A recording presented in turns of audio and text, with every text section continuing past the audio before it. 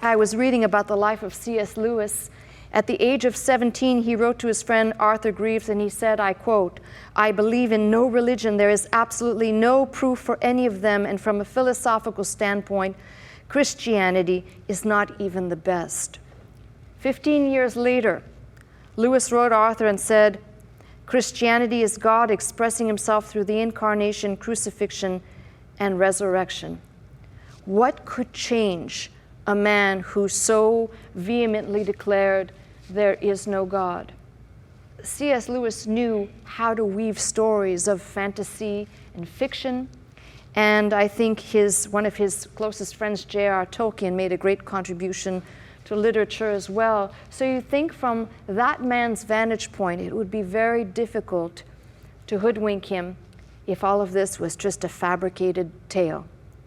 So with that, I'm going to take you on a journey for which, for 30 years that Dr. Scott ministered here, he would take you through the resurrection and the proofs of the resurrection. And his issue, by the way, is in college he fell away from the faith. I never fell away from the faith because I don't really think I ever had faith. I said I knew who God was, but I really didn't. And I walked around saying, of course God exists, but I didn't know who God was. We talk about people's spiritual journeys. I didn't know I was on a spiritual journey. I traveled the world as a young woman with just a bag on my back, not thinking that I was searching for something, but obviously, now looking back, I realized that I was, and all of that time, I was exposed to many different faiths and many different cultures. Although I did not come out of the academic background that my late husband did, I feel as though time has been kind to let me not only see those things with my own eyes, but now in an academic way, understand on the comparative plane of what the world has to offer. Christ is very unique.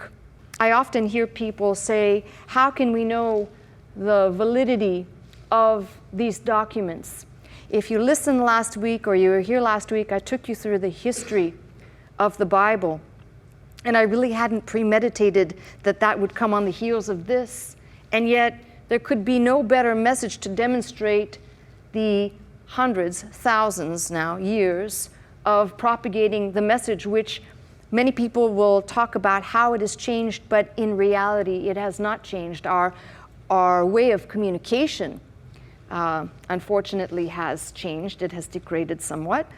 But the words themselves in our oldest proofs have not changed.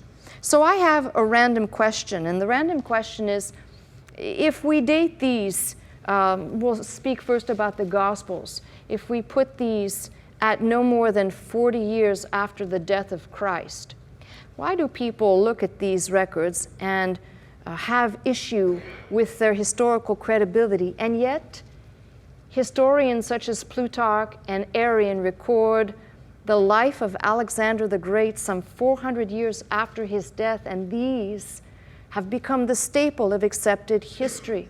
I have the same issue with the recorded history of Caesar crossing the Rubicon, which, if you know your history books and if you know geography, they still haven't figured out the exact location of the Rubicon. Yet this is accepted history.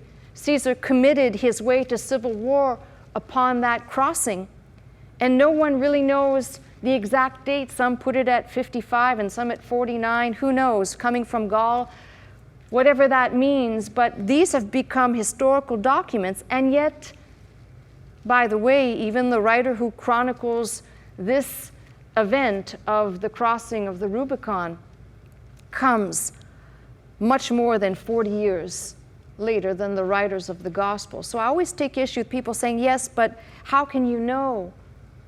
Now, we'll dance around that subject, but I just want to say this. I'm not here to argue whether Alexander the Great lived or not, and whether he conquered the then known world. I'm not here to debate whether Caesar did what he did in crossing the Rubicon, but I am here to talk about the fact that Jesus Christ rose from the dead. And if you are able, and if I am able to actually believe this thing so convoluted, so far-fetched, so impossible, then it should be life-changing. Now, I'll say one last personal perspective, and the personal perspective is I wrestle with this constantly when I meet up with both people who have been in this church or who are still in this church, some hanging on by just a little fingernail grip, and they forget, if these truths are so, then everything else that Jesus said you can put all your weight upon and your confidence can be built. I have great issue with people who say, yes, I've heard this message before, and they didn't hear what Dr. Scott said at the close of his message, which I will say at the close of mine.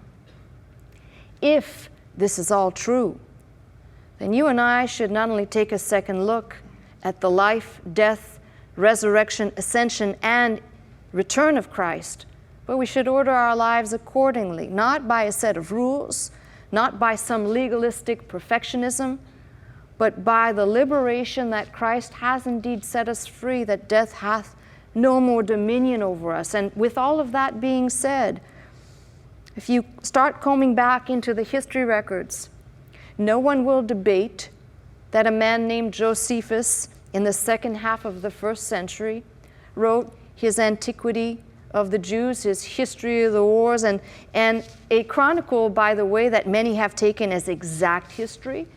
I tell you that I'm not 100% sure that it should represent exact history based on the many dubious things I have found in combing his histories. Nevertheless, he declares, and I'm going to say as succinctly because I wrote down the bullet points, he says that Jesus was a wise man who did many wondrous things, had many followers, was believed to be the Messiah, was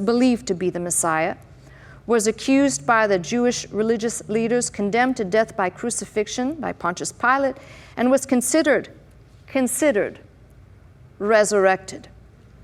And that's from an early historian. From the Talmudic perspective, I'm trying to look at outside of this book right here. From the Talmudic perspective, Jesus was conceived out of wedlock, had many followers, made blasphemous claims about himself, worked miracles, but the Talmud says he did this by the power of Satan, which, by the way, confirms how the Jewish leaders perceived Christ when he did these miracles. And they said, you do these things by the power of Beelzebub. Do you remember that?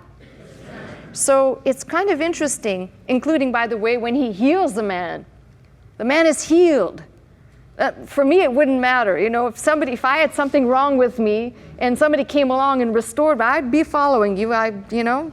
Say what you will.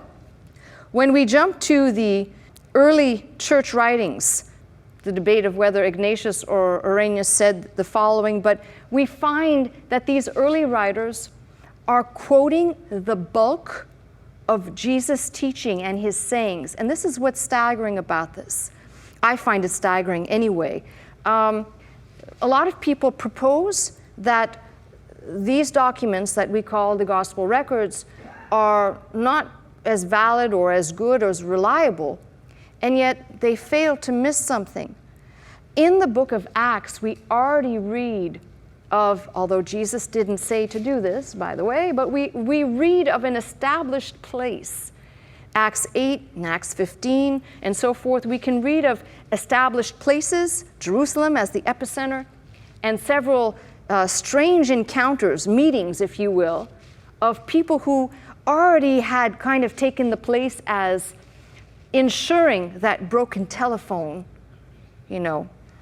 this is what happened, it gets down the line, it's now changed, did not occur. Many people will say, well, broken telephone occurred and this is why our records are the way they are. And I think, oh my goodness, what books are you reading? Because my evidence internally inside the Bible says there was no such thing as broken telephone. You get broken telephone, by the way, when you get into the period which I spoke about last week, Marcion, with his truncated canon, deciding what should be acceptable. And the basis of that, by the way, is a lack of understanding of what the Old Testament is all about. So, of course, you'd want to chop off and eliminate the Old if you weren't around to understand what the bigger picture meant for humankind.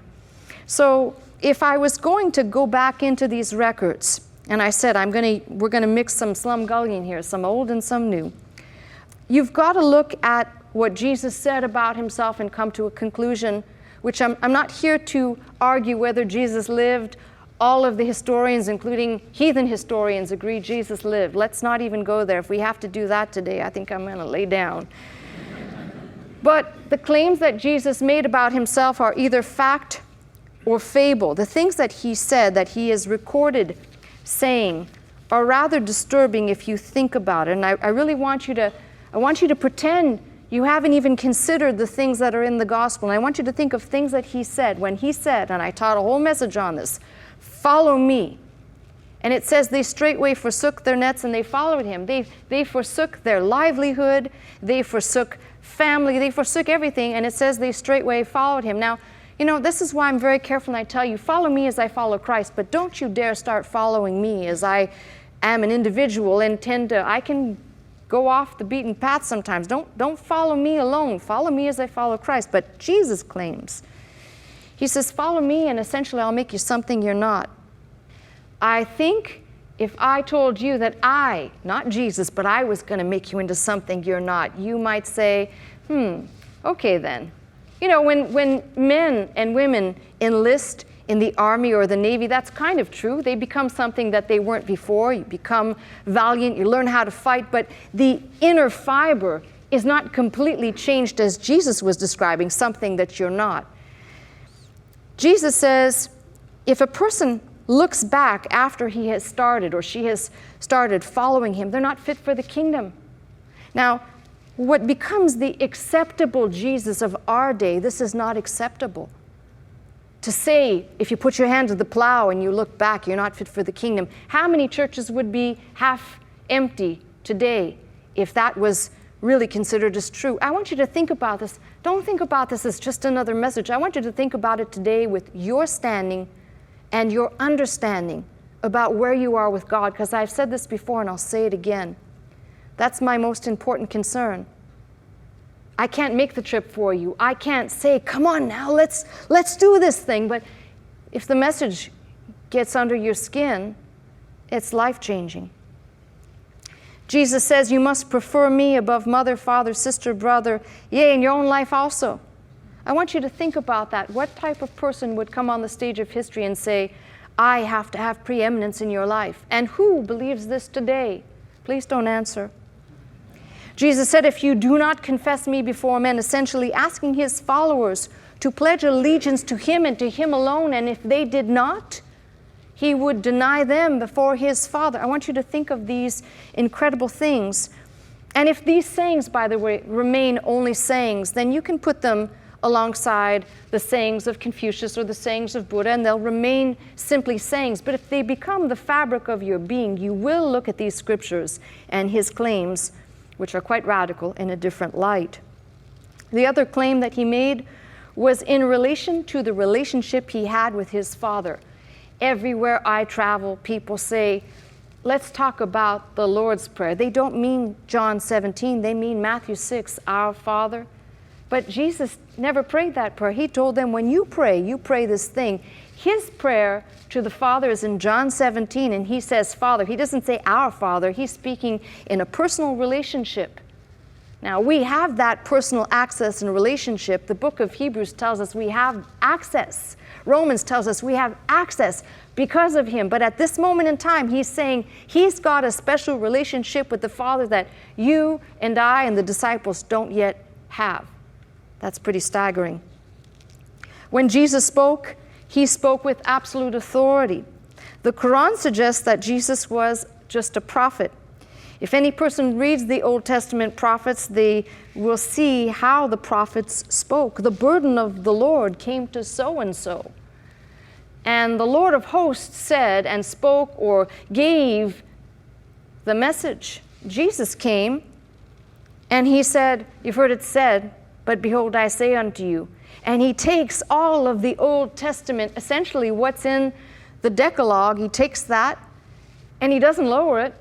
He brings it to a higher level. He says, you've heard it said, thou shalt not kill. But he says, if you have hate in your heart, you're as guilty as a murderer. When you think about religious leaders looking on and hearing this type of talk, it's scandalous, completely scandalous. Not only the claims that he made, which I've got so many of them. I sat down and I started writing and thinking all the things that I have processed over the course of my studies. Jesus said, if you build on what I say, you build on a rock, anything else is sinking sand. Where does that leave you or me today? Don't answer, please.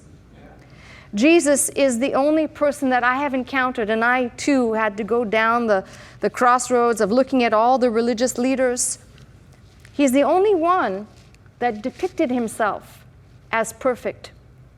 Now, I don't know about you, but history records people who thought they were perfect. There are many nutbags in history who walked around thinking that they were perfect. They were the incarnate personification of perfection.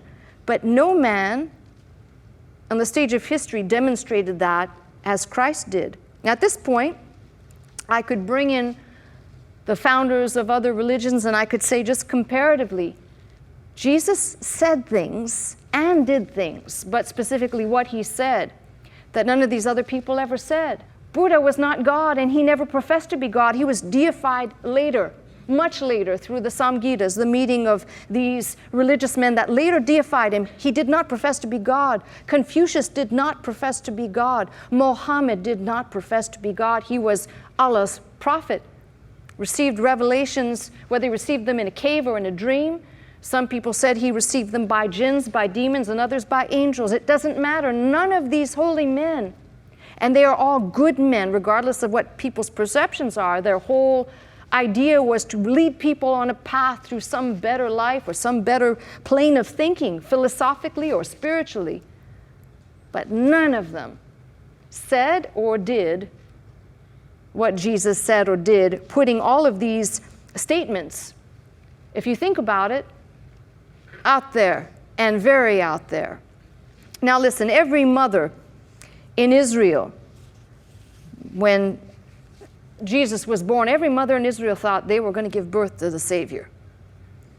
That goes to show you how little people knew about the scriptures, by the way. But what I want to say to you is that all of these concepts, when people talk about proofs and ideas and statements and things that Jesus said or he didn't say, or the things he did or he didn't do, there's something that is profoundly important. Without this whole book, 66 books, there was no New Testament while Jesus walked the face of the planet in the flesh. But the whole 66 books give us the whole picture.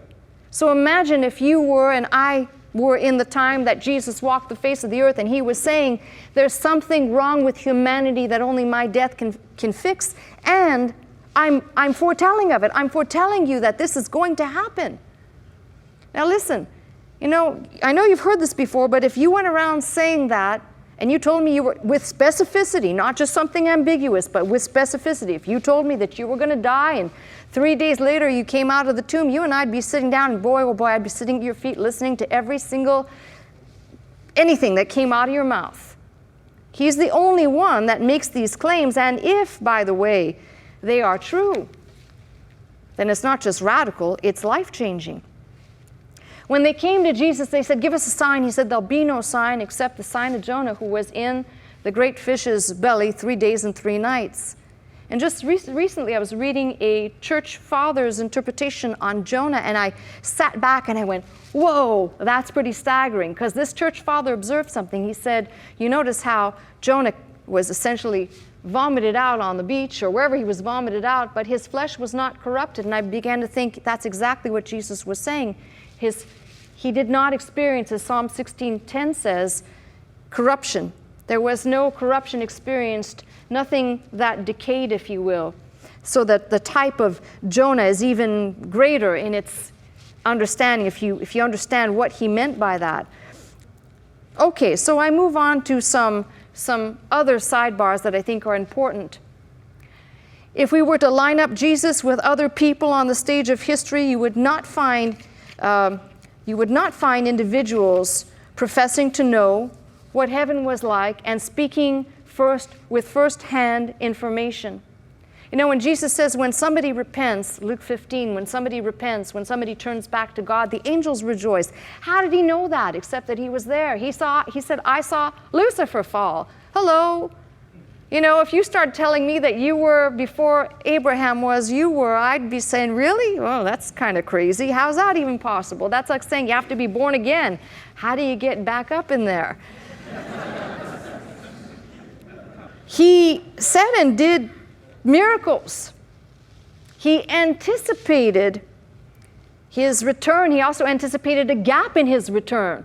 He said, when the Son of Man returns, will he find faith? He said many things that if you were starting to look at, you'd say, anticipation of something. They came to him and they said to him, why do you call me good? No one can be good except God. All of these little booby-trap statements that if you read carefully, you find he's saying, hey, wait a minute, if you're going to say this about me, then you must be saying that. I am God. But, you know, to the religious mind, that's not a possibility. Now, let me just take a sidebar for a minute and talk about what Jesus did before I get back to the things he said, because I was determined I was going to do this. But the things that he did, and the things that he did are radical. Don't just talk about what Jesus said, talk about what he did. Jesus starts to perform miracles. Here's something that I have often wondered why people don't see this. The bulk of the miracles were not performed privately. In other words, and when they were performed in a more private setting, those people who were healed or something happened, they took off. But think about it. The first miracle happens at a wedding. How many people do you think were there when he changed that water to wine in a public setting? The feeding of the 4,000 and the 5,000. So when people say, oh, come on, oh, Dr. Scott used to do this circle thing. You know, miracle can happen because miracles don't happen, therefore they can't happen. Go back and study people like David Hume and the people who said miracles are impossible.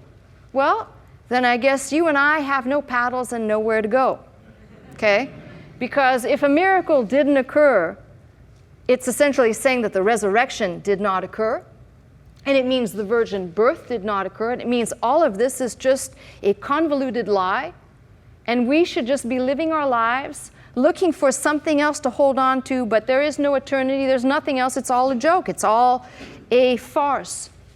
If you're not willing to look at the grouping of miracles, and each one will make arguments for this, should we examine the people who made claims that they had been recipients of miracles? Think of the raising of Jairus' daughter. Think about people, the man born blind. And you begin to realize that Jesus performed so many miracles, some of them in the presence of the religious folks, some of them in the presence of his disciples, some in just the presence of others, some in the presence of great multitudes. You're now going to be bound to convince me that this is a conspiracy for a few people to propagate the idea of what both Jesus said and what he did. His claims, by the way, became a scandal in and of themselves when he said, listen, you destroy this temple in 3 days, I'll raise it up. And they said, what do you mean by that? 46 years to build the temple. What is he talking about? I did a whole message on that, the translation of that passage out of John. When I think about it, I think I've taught on every single verse I've referenced, coming to some conclusion about what he said. It's not as though he said, look, I'm going to be here for a while, and when I think I've convinced you enough by my miracles and the things that I've crazily said to you, I'm going to step away. You know, I'm going to retire, kick back on the Sea of Galilee with a little, you know, couple of my bros, and we'll have a good time, and, you know, the work's over. But he said, I have to go and die. And even the genuineness of the report when Peter essentially rebukes Jesus for saying he has to go and die. Think about the genuineness. If you and I were fabricating the history of our hero, we're trying to create a hero, we're trying to create a savior, you probably wouldn't include a lot of these elements. In fact, Mark, who is the shortest gospel, and we know the oldest, and is writing essentially Peter's story, writing for Peter about Peter's account, it's interesting that when you comb the records, you find some very interesting things in Mark's gospel. One of the most interesting, by the way, is if I was trying to create a story about my hero, why wouldn't I tell about his birth, his childhood, his young years? But Mark's message, his book, tells about 3 years, and he doesn't tell you that it's about 3 years' time. You have to deduce it yourself. And half of the book is spent leading up to the week of Jesus' death and resurrection. So if you're trying to invent something, it's a pretty poor way to introduce. I mean, if I was going to do this, man, I would sit down and I would embellish. I would have had Jesus land in a spaceship. I'm just saying that would have been more like, wow, did you see that? Did you see the light in the sky? Right? But what Jesus says in the records is equally staggering. He says in Luke, I believe it's Luke 24, in the 44th verse, he tells his disciples that all that was written in the Old Testament, in Moses, and in the Psalms, and in the prophets, it was written of me. They spoke of me. The resurrected Christ now is saying this, which is what drove me on a quest to do a lot of heavy Hebrew translation from Psalms 110, Psalm 16, and others that are messianic psalms. And you just cannot shake the idea that somehow, even if Jesus was delusional in his thinking, how did he make all of these things come to pass so exactly? No man taketh my life. The timing was such that when they sought to kill him, he snuck away. Think about that. That's a great telling of some hero, some failed hero sneaking away, but he said he decides. And nobody takes his life. He lays it down and he has the power to take it again. My goodness, if I came out here today and said, hey, guess what? You'd say, okay, now she's really lost it. But here we go. Let's take some of the, what I call the Scott pivotal points and discuss them. And you'll have to pardon me. I have copious notes and I decided I would not forsake the notes because each and every page has something that I wanted to say. Make sure I get this across. So from the first book of Scott, the things that we have to deal with, the fact that he was crucified. Jesus was crucified. Now, many people will talk about, and there are historical people, the quest for the historic Jesus, starting with Reimarus and Rudolf Bultmann and Albert Schweitzer, and they could not find the adequate substance to validate the message. Yet when I look, I think to myself, it's very simple. Let me go back to a statement I made earlier. Crucifixion, by the way, perhaps was begun in Persia, but was imported to Rome by Alexander the Great. There you go again. If you're going to tie history together and you're going to say that somebody did or didn't exist, this fictitious supposed man brought crucifixion to Rome. So think about this, which the Romans picked up and practiced on a regular basis. So there's nothing odd with the fact that he was crucified. In fact, in the preaching later on, this Jesus whom you crucified, you hung on a tree, which was the fulfillment of Deuteronomy 21. Cursed is anyone that hangs on a tree. And we know that the curse fell on him, fulfilling Scripture. He was crucified publicly, visibly. And there have been arguments about the manner and method. Some people still to this day want to suggest that the nails went through the middle of the hand, and science has done enough testing on this supposition that it is impossible for the body to be supported by nails that would go through the palm, and there's more than adequate proof to show that when he was crucified, like most people who were crucified, the nails went through here and the hands were fastened with rope. So we're not going to argue whether or not he was crucified. He was crucified. He was crucified at the hands of the Romans under the instigation of the religious Jewish leaders. Now, a lot of people ask the question, well, who killed Jesus? You know, I prefer to not give an answer to that because it seems so self-evident. The many hands of many people involved for many different reasons, which represents all of humanity for our sins and our sinful way and our sinfulness. But in this case, the only thing that I could say is, what man could create such scandal, such hatred, such vitriolic behavior that they had to eliminate him? And they thought, by the way, they in their minds thought that by crucifying him, they could rid themselves of this religious lunatic once and for all. Now, if you didn't believe that he was who he said he was, then that makes sense. You get rid of him, be done, and the Jewish religious leaders were back in business. But leave that one alone for a minute. Back to the book of Scott, he was considered dead. Now, my late husband had some great arguments, but he wasn't the first one to make them. You've got a whole history of people who propose that Jesus didn't really die. He resuscitated. When they took him down off the cross, he wasn't really dead. And in the coolness of the tomb, he resuscitated. And there's all these kind of crazy things. But I want to ask you a question. If you read the record aright, where it says that he was whipped and he was beaten and then he hung there and he was pierced, by the way, we'll come back to that in a minute. Do you really believe? And he's quoted, by the way, as saying it is finished, and he gives up, he commends his spirit unto the Lord. Do you really believe that someone could survive a Roman crucifixion? Is it possible? Now, listen carefully. I know there's a lot of books out there talking about near-death experience where people say they died. They died and they saw heaven briefly and they saw people they knew and then they came back to earth. We're not talking about a man who had a near-death experience. We're talking about a man who was crucified and died. Let's just end the story right there. He was buried in a known accessible tomb. And I cannot go away from this. I had to put a whole bunch of notes on the tomb because it just seemed to me, hey, wait a minute. You know, I don't want to present this as something that you could just say, of course, this was a known tomb. The tomb belonged to Joseph of Arimathea. We'll come back to the tomb in a minute because there's too many things wrong with people arguing about the fact that either they went to the wrong tomb or they didn't know where the tomb was or they couldn't figure out. We'll come back to that.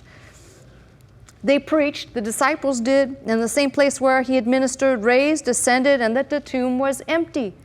Not one of these components, as you look at the different writers, say anything different. I'd say the coherency, the coherent parts that all agree, and they're all saying the same thing.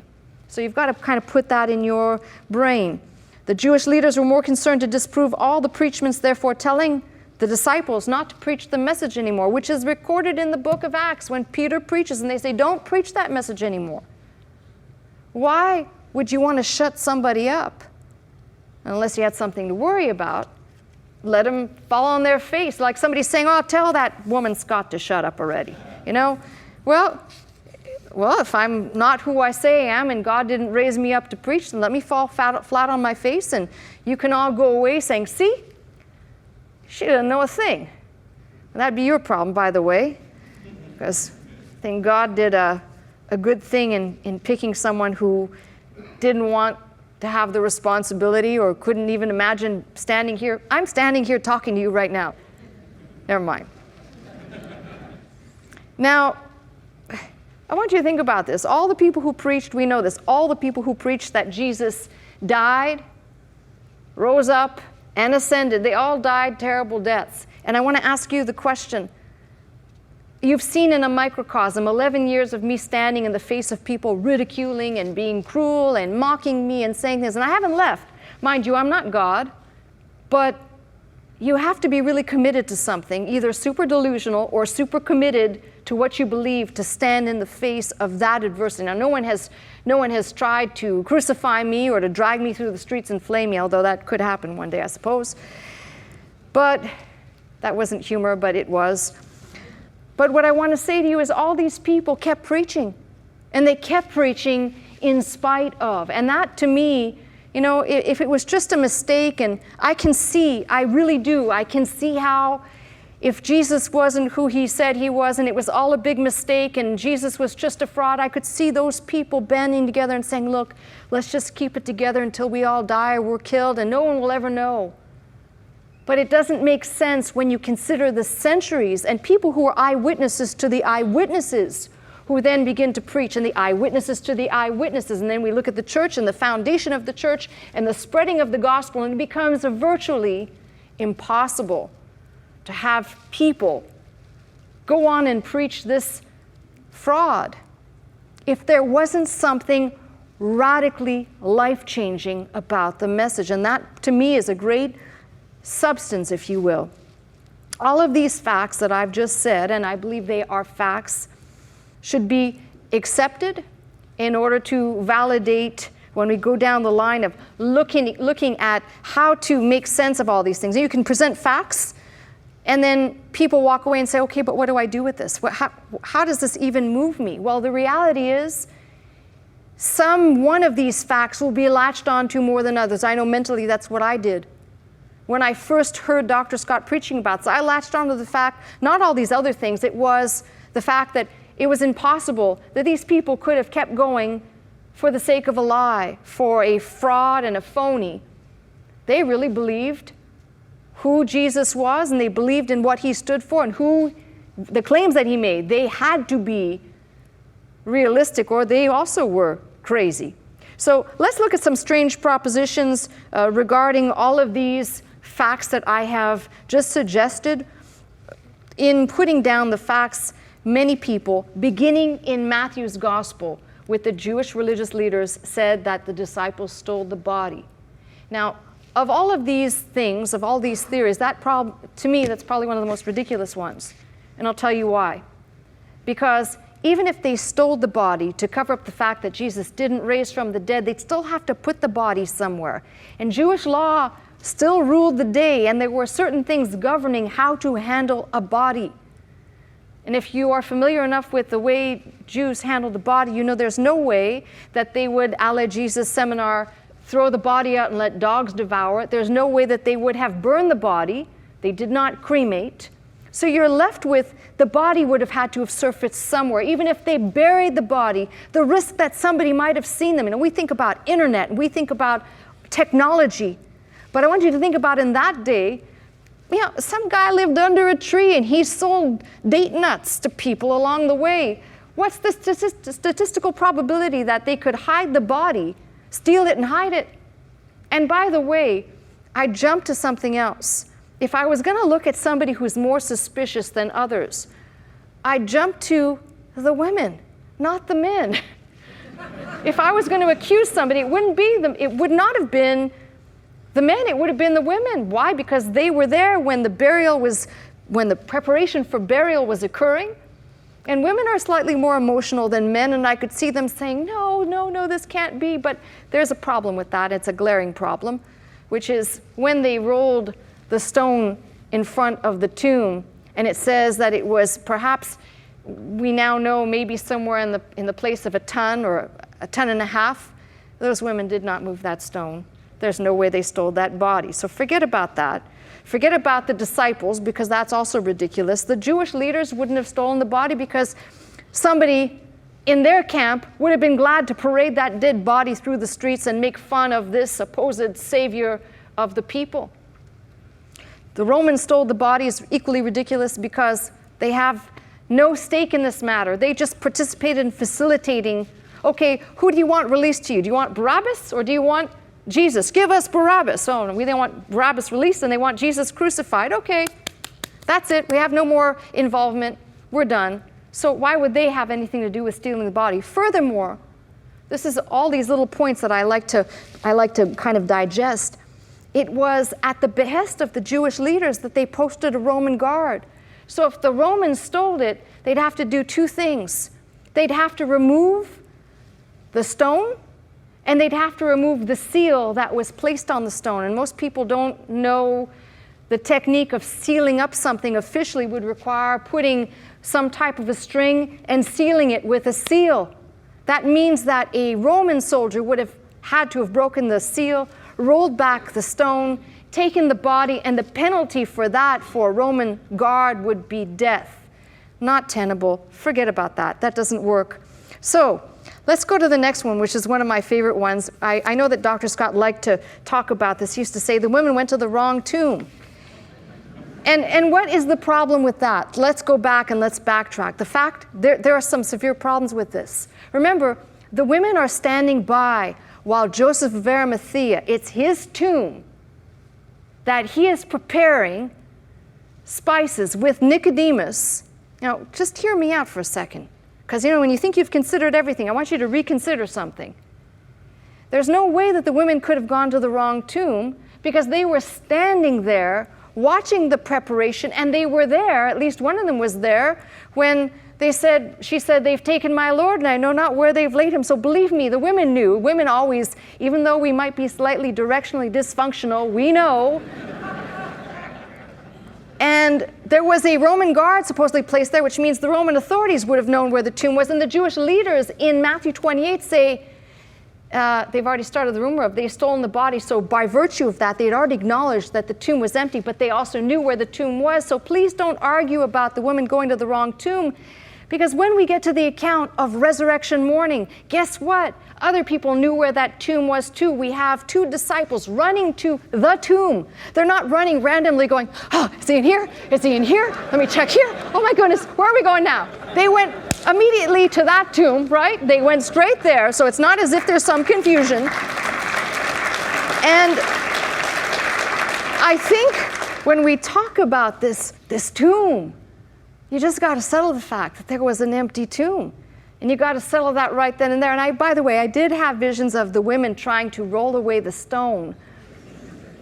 But there's something I want to just say this one thing linguistically, and then I won't do any more language, I promise you. But there's one thing in the records that is quite staggering, and that is the word that is used for the stone, kuloi, and in one record it says apo, the stone was rolled away, separated, and another was ana, which tells me that how they closed the stone, how they put the stone, it had to be on an incline based on the Greek grammar. It had to be on an incline, which means it would have been even harder to move away, to roll back. So when you begin to look linguistically, and believe me, I had a lot of these, and I said, I won't do that to you, because I can talk about a comma, remember that. But the other thing is that no other burial traditions surfaced. Remember, you've got to remember, we're not looking at the Gospels immediately to say biography or history, but no other burial traditions in that period surfaced.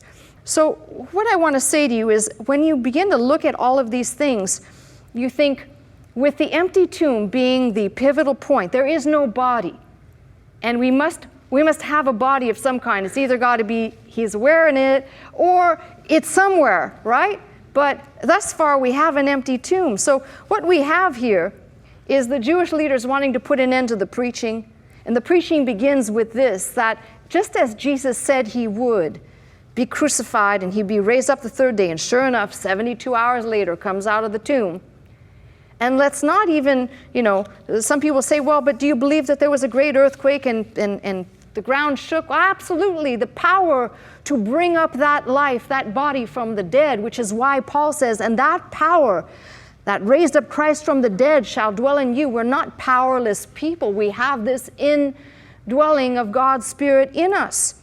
So I ask you this one last thing, to go back to my idea of looking for tangible things or something to hold on to. Forgetting all the theories of body stolen, body being taken, or whatever else, and the wrong tomb theories, and forgetting the idea somehow that Jesus had a near-death experience, or he resuscitated, or something else happened to him other than he died, just as he said he would. Putting all of that aside, you've got to deal with the people around Jesus, not just the events of Jesus' death and resurrection, but in the supposed appearances, physical, bodily appearances, as people perceived him. There's something staggering that happens. And this is what I've lamented this. It seems to be the missing ingredient between the message that has been preached to you, both in Dr. Scott's 30 years of ministry, all the replays. We tend to think it's only the disciples that were cataclysmically changed, which is why I started with C.S. Lewis, because God is still cataclysmically changing people. You're looking at one of them, and I probably have a room full of people. Don't think somehow that you will to change, but if you will submit yourself to this truth, if you actually believe it's true, it is life-changing. And we begin by looking at the worst of these followers of Jesus, who is Simon Peter. And I think I have a couple of people around me that might fall into that Simon Peter category. He was ready to argue with Jesus. You know how many times I've had people ready to argue something with me? And I'm not saying that I know everything, because I don't, and I hate know-it-alls. But if you know something, like my hand is attached to my arm, and you're going to stand there and say, no, it's not. That type of arguing spirit. And Peter demonstrated that. He demonstrated that spirit when Jesus began to speak of what needed to happen. And from the man who could not stop his mouth from going, impetuous. You know in the gospel story where Jesus is washing the feet of the disciples and Peter says, oh no, and he says, well, if I don't wash your feet, you're not getting into the kingdom. Okay, wash me all over. No, I have people like that. If they think that there's going to be something, then okay, then I'll do it. I love the record that is told by Mark because it is the worst, most damning for Peter. It does not try to embellish Peter. It does not try to make Peter Simon Peter as he is. He is recorded right there for us to see all of his flaws, all of his faltering, and I love that. But he is a changed man. Remember how in John, in the last chapter of John, I just was reading this morning, how Jesus was late and they were all fishing and they don't know that it's Jesus yet, and Jesus speaks to them. And in that passage, Jesus says, King James says, come and dine. But I had to look up that word in the Greek and it says, come and have breakfast. How many of you would like to come and have breakfast with Jesus? He says, come and have breakfast with me. I want you to wrap your mind around the fact that this man, when he knew it was the Lord, it's the Lord, let's go, right? And we have that beautiful exchange between Jesus and Peter. Knowing that Peter had so terribly failed, this to me is one of the most important things that I could tell any one of you, anybody listening to me who's ever messed up. Go back and reread what Jesus did and how he spoke to Peter, knowing, by the way, he foretold that he would deny him. He foretold of many things. I pray for you that your faith fail not, that it not be eclipsed. Jesus speaking to Peter. And it's Peter on the day of Pentecost that preaches the sermon that essentially birthed the church. When people talk about this, is this a hallucination of the disciples to wait 7 weeks and then follow the story and go and preach this message? But I want you to think about this. In the book of Acts, over 17 different tongues of people are listening to the sermon, and they can all hear, they can all understand, and they all come to the faith. You tell me that those people were part of this vast fraud and delusion. And I might, if you really believe that, and you can give me the proof, I might actually sit down and listen. Not.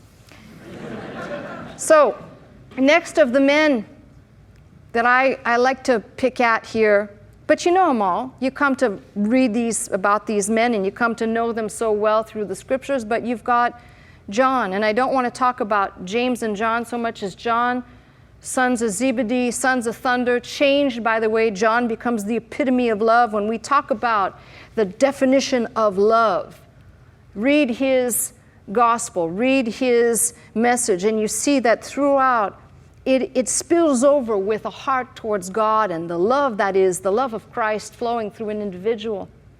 And by the way, I don't think it's an accident when all the disciples fled from the cross, John is the only one that stayed there. He's the one that Jesus said, essentially, take my mother. Look, there's your mother, take her and go. He's the only one that didn't flee, and he's the only one that lives out his whole natural life. All these others died terrible martyr's death. I don't know if that's a coincidence, but something to think about when the next time you think that life is getting too tough and you want to take a better road and flee from the sight of God. You might be fleeing at your own peril in more ways than one. But I love what is unfolded about John. And you can see the juxtaposition of personalities. And of Thomas, of course, some of you who have been in the chapel have seen the stained glass. That was my idea. We moved the glass, by the way, to this building, but where it originally was in the Hilasterion chapel. And I decided that was the image that I wanted because there was more doubting Thomases, I felt, around me and in this ministry. People who had heard, but gosh, they still needed that extra, could I just touch and put my finger there? So that glass depicts Thomas falling at his knees after Jesus subjects himself to the touch and feel of the wounds to know, my God, he is indeed risen. Changed man, always doubting, by the way. And I love that each one of these men goes off to far-flung corners of the earth to preach the gospel. The beginning, not the completion, of Matthew's Great Commission. To go ye into all the world and teach and make disciples, make learners. Go out there and teach them what I said, not what you think I said, not what you'd like me to say, but what I said, which unfortunately the church has faltered greatly in doing in these, what I think are these last days.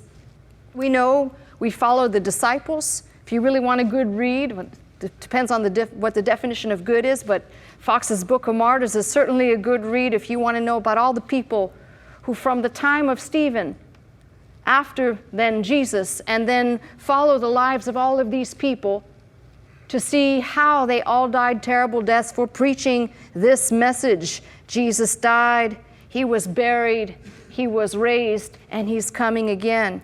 So all of these people, we could take all these people and we could say, you know, Pastor Scott, what if this band that knew each other so well, so intimately, they, you know, even if they were in far-flung corners of the earth preaching this message and died a terrible death, don't you think you can provide something a little bit better to convince me? Because I'm still, boy, if you still need convincing now, but okay, here we go. The guy who had no dime, no quarter, nothing in this universe that could have made him preach this message, for he was the worst persecutor, he was the worst agitator and aggressor of the Church of Jesus Christ, was the Apostle Paul. And his conversion experience is told of in Acts 9, where he has an encounter with the risen Lord and he is changed forever. And when you stop to think about it, it seems like all of these other stories we might say, oh, what they knew each other and they were buddies and, you know, I got you back, you know, I got 5, got 10, whatever you want to call it. But Paul, he had way too much to risk. He was supposedly a respected member of the religious Jewish community. So why risk it all to preach this silliness? Even if you had that experience, you might just want to keep your mouth shut, because preaching that message would be his certain doom, being cut off from the community. And indeed, he begins to preach that message. 2/3 of the New Testament is penned by him. And you have to ask the question, if all those men were lying, what on earth was Paul doing? Why did he even get involved? If it's just a lie and you just want to talk about it like that, but you have to bring it down to what I call, you'll have to forgive me, the editors who work on Dr. Scott's teaching, you'll understand why I say this. It's Dr. Scott's great proof that these men were not lying but telling the truth, as they all died alone in far-flung corners of the earth for this message. And it is impossible. You know, I've met people, by the way, who have founded their ministries. They're not going to like what I'm going to say. I know at least one who founded their ministry on a lie, telling everybody that they were the successor to this ministry and how they were ordained and they need to go out there, and all they did was, for the first 2 years of beginning my ministry, was backstab me, and when they finally left, took a bunch of people out saying, she's a fraud. And what I want to tell you is that Jesus Christ changes people for the better. You don't start a ministry on a lie and keep it going. God, by the way, he quashes, he cuts down, he eliminates the things that are lies, he exposes the truth, and when the truth is known, Jesus said the truth sets you free, and whom the Son sets free, he is the truth, is free indeed. So I tell you something, if this was all a lie, founded on a lie, it wouldn't have survived these 2,000 years. It wouldn't have made it. You could tell me about how things could erode and how the transmission of these documents. Tell me why a man like C.S. Lewis, who had no reason to be turned around, just like the Apostle Paul, becomes the greatest propagator in his writing. Mere Christianity, the problem of pain, joy, grief, Screwtape Letters, every possible writing that he did that professed and proclaimed the faith so boldly, from a man who said there is no religion, and Christianity, well, it's the worst. Tell me then, for you today listening to me, if all the information, if all these things are true, if Jesus indeed really did raise up from the tomb, and by the way, all of that which I just said, his raising from the tomb, his appearing, his statements that he would and he did, validate everything else that he said. And if that is validated, then I have something very certain about when he talked about death and dying, and he talked about life eternal. And let me know, and I pray you will come to this conclusion as well, that without Christ, if the Jesus seminar people were right and the body was just thrown out there and there is no body, then we have no resurrection promise, and our faith, as Paul says, is in vain. But this is not true. Our faith is not in vain. He did raise up, and I'm asking you today, this Easter, to take another look at Jesus.